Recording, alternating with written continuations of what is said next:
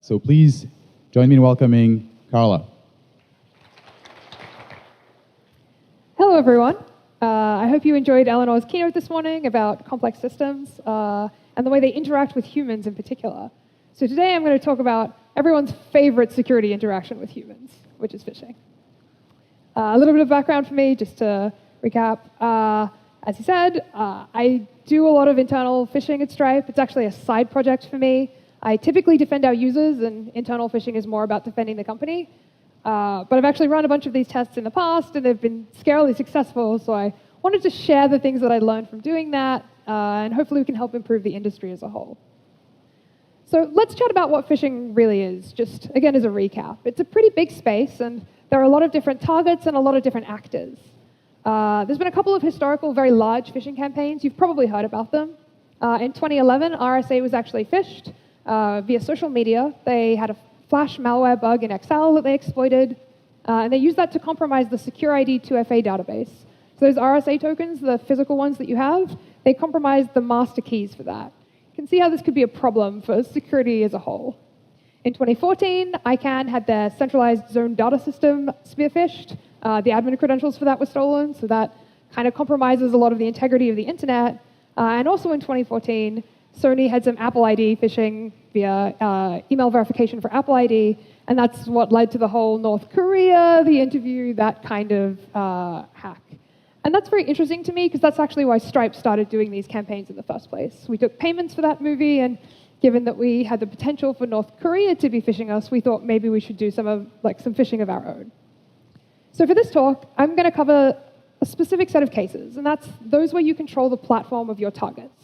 So normally in my job, I would worry about our users being phished, but for this talk, I'm talking specifically about employees being phished.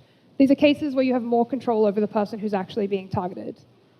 And I'm also going to talk about targeted attacks. So we're not talking about the lowest common denominator, like those emails you get with spelling mistakes.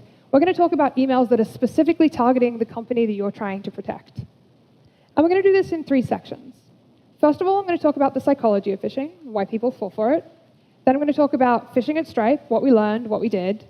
And finally, I'm going to talk about some solutions and things you can do to prevent phishing at companies you care about. But this is kind of your stereotypical phishing email. You know, a Nigerian prince really wants to offer you a large sum of money. And these type of emails, they make attackers and defenders really lazy, right? Attackers get forbidden from phishing because it's a given, and defenders train their users to detect this sort of email, and then they say that their job is done, right? Like if the user doesn't believe that a Nigerian prince is out to help them, you've done everything within your power. This is pretty dangerous, because just because you say that phishing is inevitable, just because you train your employees once a quarter, cross your fingers and hope that they don't click, that doesn't actually make the risk go away. It's still a problem. And it really encourages this us and them mentality in security. I am the security expert. I would never fall for a phishing campaign. But those people who do, they didn't spot the spelling mistake, they didn't spot the obvious link, they didn't spot the psychology of what was going on. And I think that's wrong, so I want to talk about why people fall for phishing campaigns in the first place. Daniel Kahneman's written a really interesting book about this. It's actually specifically about how humans process information. And he posits that there's 2 different modes we use to process information. There's System 1 and System 2. And System 1 is below what we'd consider to be the level of conscious thought.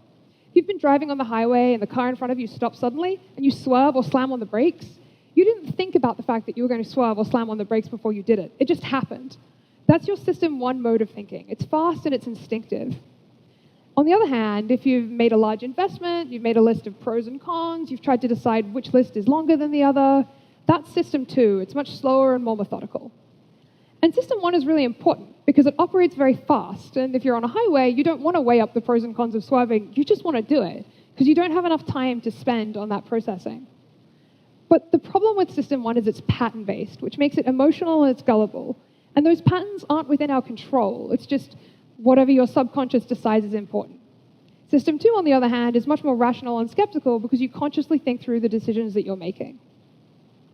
So I want you to think about how many emails you read in a day. I don't know about you, I get maybe 100, 150 emails I have to read in any given day. I don't think I have time to read them with my System 2 brain. I have to get other work done. And I'm not alone in that. Most people are trying to read a lot of email. They're trying to process it very quickly. And that means they're using this fast and instinctive mode of processing. And the thing is that phishing training, anything you do to try and teach someone to be skeptical, that's all affecting their system 2 brain, which means it's not very effective if someone isn't already thinking slowly. And you can't train someone to think that an email that looks exactly like every other email they've received from a service is faked. You can convince them that the Nigerian prince is a little out of the ordinary, that the spelling mistake is a little unusual, but if something looks exactly the same as every other email, they're not going to spot it. And this is something we're all vulnerable to. So given that, I want to put a new spin on how we classify phishing. And rather than focusing on the victim, so talking about whaling or spear phishing, depending on exactly who was targeted, I want to focus on the attack vector that's being used. And I think there's 3 cases here. First of all, there's action-based phishing. This is where your end goal is just to get some significant action taken.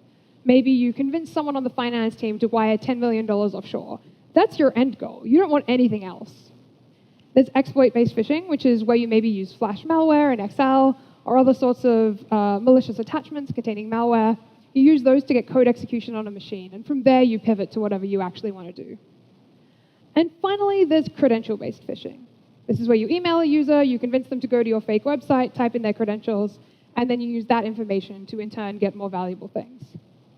And each of these different attack vectors require a different type of defense.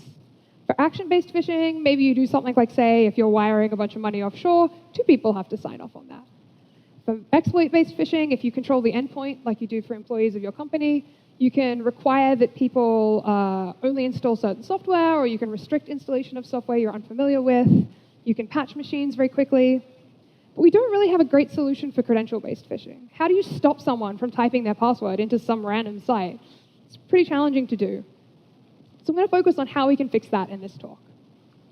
And just an overview of how credential-based phishing campaigns usually work. There's kind of 3 stages. First of all, you have a hook, so this is the email. You want the email to seem very ordinary, but it needs to contain a call to action. If you don't do this, your credentials will stop working. If you don't do this, you'll lose some pay, that sort of thing. But it needs to look exactly like normal, because you need to keep someone within that system 1 mode of processing. For the phishing site that you then see, that's where you redirect someone to, where you collect their credentials. You want the domain to be similar to the original, again, all that system 1 processing. And interestingly enough, you really want to do it over HTTPS, because it turns out users are really good at looking for the green lock now. But that's okay, because we have Let's Encrypt, so it's not too difficult. And finally, you need some kind of trail out. You need to convince the user that everything has gone exactly as usual. Because if they give you their password, but then they immediately reset it because they're suspicious, it's not worth very much. What you need to do is convince them that everything's gone fine, whatever action you put in your email, it's succeeded, and everything is now okay. So that's enough theory. Let's talk real-world examples. This is an email that went out to the entire company before we did any phishing training. I want you to sit and think to yourself whether you think this email is legitimate. Okay, how about this email? Just to put them side by side in case it's difficult to compare when they're on different slides. You'll notice here that the email is from noreply@slack.com in both cases. The footer truncates a little differently, but that's just to make them the same height on the slide. It would actually be identical. Both of these have calls to action. Both of them seem pretty normal.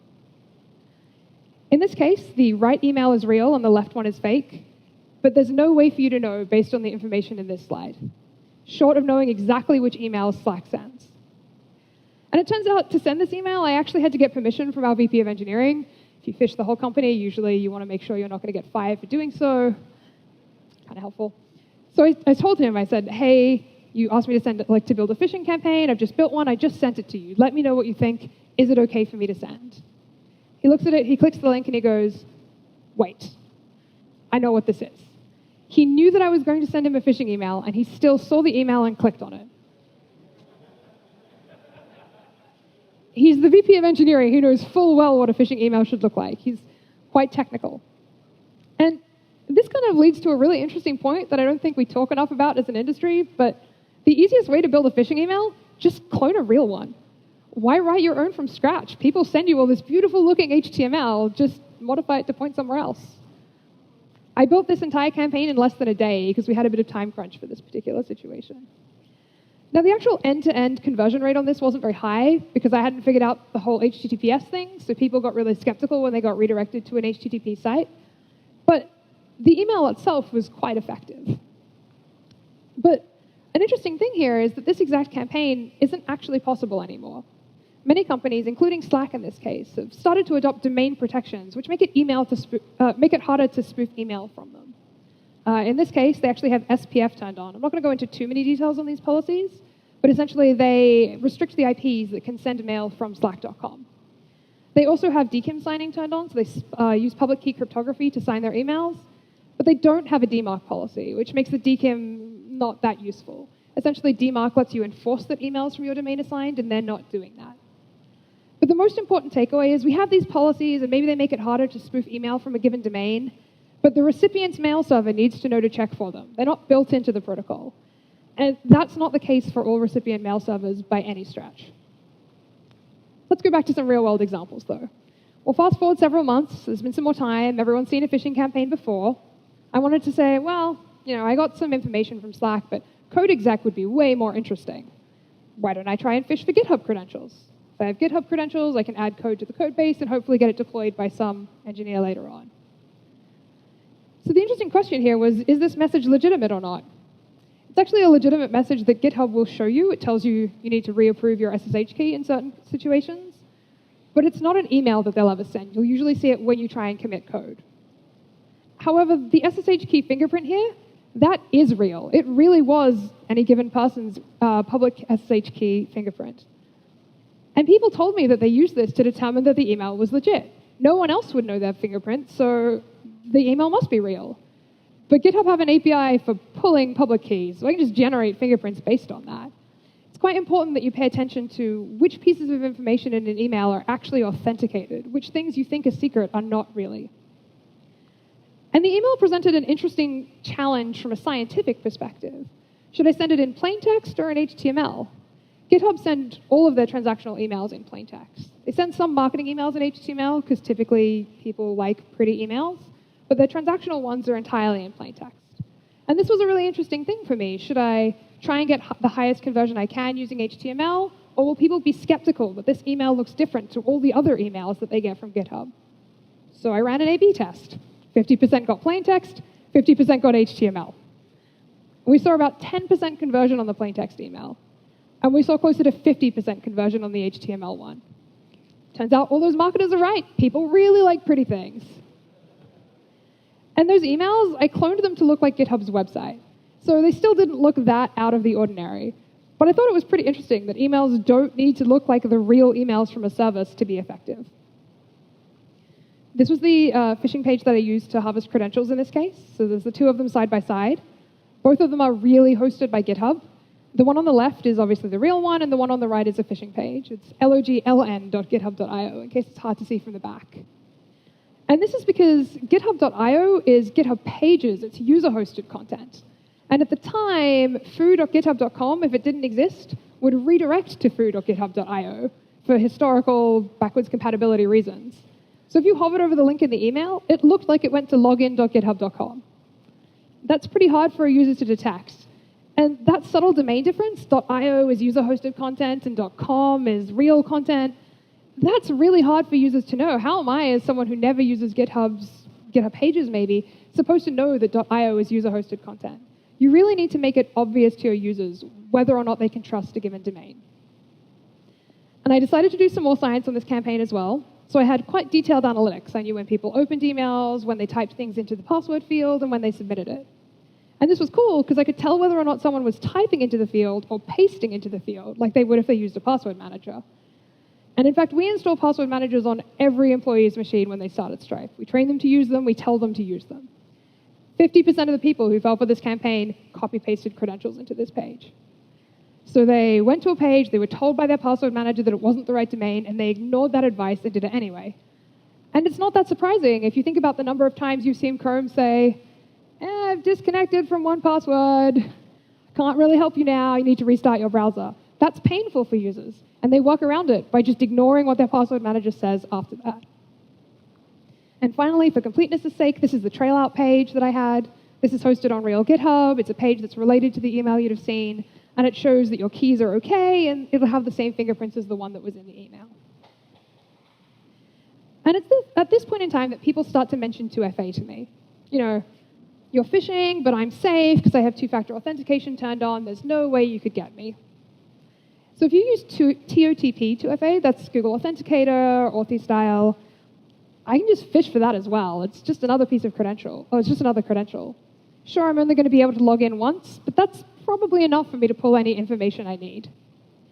And if you use SMS 2FA, well, here's a great screenshot from a couple of days ago from someone called Rachel Toback. In case it's hard to read, the general gist of it is someone texting someone else saying, hey, I used to have your number, and I need to get a 2FA code. Could you just respond with the code that I need to log in? People do it. People want to be helpful. So someone responds. But to be fair, I would need to know your phone number to do that, and many services don't reveal it. Instead, I just proxy a live login request to the service that I'm trying to phish. They'll send you a text message. I ask you for the code, and then I submit it to the real site. You'll never know the difference. SMS 2FA is not going to help you any more than TOTP in this case. It just requires it to be a little more live. And this is the thing. 2FA is a really valuable thing to have, and it gives the value of one-timeness, that a given set of login credentials are only valid once. But it's really trying to solve a different problem. It's trying to solve the problem of shared credentials between different sites, password dumps from a site that's been hacked. It is incidentally making phishing a bit more difficult. But it's only by a little bit, and it's really not what it's intended for. Now, at this point in time, I was starting to become pretty skeptical of the value of phishing training. We've been doing phishing training. People have been falling for sites. How effective is our training really? So I had this really great idea. I thought I would show a phishing campaign during our training. I wanted people to pay attention, so I'll pick a really dangerous target. I'll pick, like, Amazon. So, if you can get enough Amazon credentials, you can probably get root on a server. It's honestly better than code exec. And I wanted to show this campaign to people, wait a couple of months, and then actually send it, and see who picked up on it. Our phishing training's interactive. It's quite similar to what we've done today. Show examples of different sites, have people guess which ones are phishing, and then tell them what they could have looked at to tell whether or not something actually was phishing. So I showed people this page. This is the Amazon AWS IAM login page. This is what enterprise users see when they're trying to log into AWS typically. And you can see the URL here is very complicated. It's very hard for you to tell that it's legitimate by eye because it's quite long. And so the lesson that I wanted to get across to people here, and the lesson we emphasized, was complicated URLs are easy to phish. Be careful if you see a long URL. I spoofed an email from the head of our security team. I used a Gmail bug to bypass some of the SPF and DKIM protections that we would usually have on our own domain. And in the email, I sort of waved away password managers not working. It's a beta site, don't worry about it too much. Because, given a plausible enough attack, users will just copy credentials out of their password manager. So I just needed to give them some pretext for why they weren't seeing what they'd expect to see. In this case, I fished for both password and 2FA credentials to demonstrate that you could do so. And I had a lot of analytics again. So I knew that given that you opened the email, 40% of people clicked the link in it. Given that you saw this page, 2/3 of people entered their credentials. I sent this email to the entire engineering department, so you can imagine how many people this is and how bad it would be for these credentials to get out there. And interestingly enough, those 2/3 of people, they included 2 of my friends who helped me build the campaign. They didn't know exactly what the campaign was going to be, but they knew that I was running something pretty sketchy in the next week and that they should be on guard. So this leads us to a pretty depressing industry state, right? We have SPF, DKIM, and DMARC, and they give some protection of spoofing your email, your domain in an email, but it's really not perfect, and it only protects some people, and mail clients don't always enforce it. We can encourage the use of password managers, but users will just ignore what their password manager says a lot of the time. And we can mandate 2FA, but it's just making it more difficult. I'm all for realistic solutions rather than perfect, but none of these things are difficult to overcome. They're not even technically difficult. They just require a little bit of motivation. And this leads to a sense of hopelessness, right? Security teams start to say, well, phishing's inevitable. What's the point? We'll train users. We'll do our best. But in the end, something bad is going to happen. And that's really dangerous because you can't do incident response sufficiently quickly to protect yourself against this type of attack. If it takes you 5 or 15 minutes to get to a pager, let's say in the best case scenario where a user knows immediately afterwards, think of the amount of data I could pull with a script in that time. And I can write a script ahead of time because I'm just using public services, so I can test them on my own accounts first. And in the end, this is because any protection that relies on a human making a reasonable decision is going to fail. Humans are fallible, they're easy to convince of anything. What you really want is a technical solution to this problem. So let's go back to the beginning. Let's go back to how authentication works. There are 3 different types of authentication that we usually talk about. So we've got something you have, like a 2FA device, something you know, like a password, and something you are, say biometric data. Usually when we talk about 2FA on the internet, we're talking about something you have and something you know, because web standards for biometric data are not super set in stone, and often we have a bit of a debate as an industry about whether biometric data is to do with username, or is a username or a password, given that it can't be changed. And essentially what we need to do is we need to make it impossible for a human to give one of these factors away to the wrong site. In practice, that usually means tying a credential to a service cryptographically. Often you do it with something you have. And we do this at Stripe. We use SSL client certificates to authenticate almost all of our internal services. And these are like cookies, but they use public-private key crypto. So your machine has a secret. When you try to access a service, you get a nonce, you sign it, and you respond, and the service can tell that you are who you say you are because they have a copy of that public certificate. And this is really great for a couple of reasons. One of them is it's really hard for a user to accidentally leak this because they'd have to go into the certificate store to extract the certificate and then send it to someone else. It would seem very unusual. And it's also a really great user experience for non-technical users because they just go to a site. It just works. They don't have to type a password in. But unfortunately, it's similar to a password in that it's often very long-lived. Someone gets access to a client certificate ever, maybe they have access to your machine somehow. That's catastrophic. You've now given away your credentials and there's no way to detect it. What we really want to do is add one-timeness to this system. We want the same property that a given set of credentials are single use, but we still want them to have cryptography because otherwise you can phish for those credentials too. And luckily this protocol exists. There's a protocol called U2F. You've probably seen it before in the form of YubiKeys. And essentially the way this works is when you try to 2FA using a YubiKey on a given website, your browser sends down a challenge to this USB key that you've got plugged in. And it contains the domain name that's asking for a 2FA credential. The key signs a response that's valid just for that domain, and then sends it back to the browser, who provides it to the web page. So even if I, as a phisher, manage to convince you on evil.com to tap your key, you get a credential that's only valid for evil.com, not Google or Facebook or any of the other services that I could be trying to phish. It's really cool. Google actually let you mandate the use of security keys on your domain these days. You can forbid other types of 2FA. And there's a lot of other services that are starting to add support, particularly more tech-focused companies. Dropbox, Facebook, GitHub, and Stripe also support it. And Intel's been building support into their recent chips, so you don't even necessarily have to have a dedicated USB key. But that doesn't provide a solution for all of those legacy platforms that you need to integrate with that don't have the time to implement this. Luckily, a lot of them do implement a protocol called SSO, which is essentially a way of delegating authentication from one site to another. And that's really great because we can build our own U2F authentication provider internally and then bootstrap any other services we use through that for authentication. And this means when you log into a site, you don't even have a password. If someone asked for the password to a domain or to a service that we use at Stripe, users mostly wouldn't know what to provide because they don't have that credential at all. They just have their machine and a YubiKey, and that's how we're doing a lot of authentication. Of course, like every trade-off or like every engineering decision, there are some downsides. There's really not very good mobile support for U2F at the moment. It's quite difficult to use from a lot of mobile devices, and particularly from iOS, which is a bit more locked down. And that means that you usually need to allow users to fall back to another type of 2FA. But the hope is that if a user has to stand up from their machine and walk over and grab their phone from the other side of the room, that's enough time for them to think about what they're really doing and whether or not this is a choice they actually want to make. That's enough time to trigger their System 2 thinking. And it's also subject to protocol vulnerabilities. So back in March at OffensiveCon, 2 researchers, Marcus Vervier and Michel Leroux, actually abused the new web USB protocol that exists in Chrome to send requests to a YubiKey that weren't really from the browser. They weren't from a trusted context. They were just pretending that they were from a trusted context. And that let people get these U2F credentials anyway. At least this is something we as a security community can address, though. This is not a hard-to-fix human problem. This is a technical restriction. And the final thing is, U2F really only protects authentication flows that ask for 2FA credentials. Not all phishing needs a password.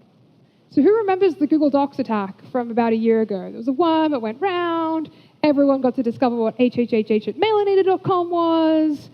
Essentially what would happen is you'd get an OAuth request, you'd click yes, it would take a look at all your contacts and then send to all of your contacts an email saying, hey, would you like to access this Google Doc? People would click yes, and then the worm would spread. In this case, we were very lucky that this was just someone who was basically a script kiddie. I don't think it was ever really exploited. And it technically affected a very small percentage of Google Docs users, though I still think the absolute number was quite large. But it was pretty cool because we weren't affected by this at all. Stripe didn't have this problem. And that's because I ran the same campaign a year earlier internally. We don't use Google Docs a lot internally. We use a service, well, at the time we used a service called Quip for document sharing. This was the hook email I sent. It looks very similar to real emails sent from this service, and otherwise it's pretty similar to the Google Docs one, except it's sent directly to you rather than to hhh@mailinator.com.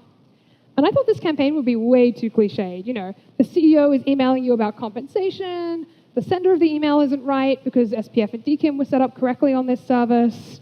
But we actually saw kind of terrifying conversion rates. This is the prompt that users would have seen. It was hosted on google.com, the real google.com. It's for a spoofed application, but there's almost no indication that that's the case. And if you granted access, you'd get some kind of 404. We saw extremely high conversion rates on this, higher than I've seen on any other phishing campaign that I've run, because users just didn't have enough time to slow down and think about what they were doing before they clicked the allow button. They didn't even have to think about what their password was. And just as a demonstration that really anyone can fall for this, I have a friend on the security team who usually reviews my phishing emails because I want to make sure they don't have spelling mistakes and that there's nothing that obviously gives them away. So I'd asked him ahead of time, you know, is it unethical to phish for OAuth? I think this will be too easy. And also, could you invite me to a document on Quip? It'd be really useful. He's like, cool, sure, sends me an email. A couple of days later, I send him a phishing email back and I say, hey, let me know what you think of this. It's kind of late at night, so I wait till the following day, still no response. Wait till lunchtime, enter the business day. I'm like, okay, you've had like 8 hours now. Like, that's enough time to review a phishing email. It really doesn't take very long. He goes, oh, I didn't get it. I'm like, technically that's possible, but I think it's pretty unlikely. Here's the subject. He's like, no, I can't find it. It took like 3 goes for me to finally convince him that he had received the email. He'd in fact gotten it. He'd clicked the link. He'd seen the permissions it was asking for. He'd said, that seems really sketchy. I was in the process of writing a really nasty email to the service provider about how they shouldn't be asking for these permissions. This is someone on the security team who knows which campaign I'm going to send, when I'm going to send it, and what it's going to look like. They still fell for it. This is something that affects all of us. So to wrap up, well-crafted phishing campaigns, they pose a real danger to organizations. And if you ban them from your red team exercise, you're just totally ignoring one scary problem to focus on another one. And that phishing training we do that we say is really important, it is, but it's only going to help users in a very limited set of situations. Situations where the email is is asking you to do something that's very unusual. If the email is asking you to like confirm your email address, people do that all the time for all kinds of services. And it's going to be very difficult for you to convince a user that that's not, that is phishing. And finally, it is possible to protect your users without them even knowing that you're doing it. And you should, because if you don't, you're doing everyone a disservice. Because most of all, I want you to remember that anyone can fall for phishing. Because in the end, we're all human.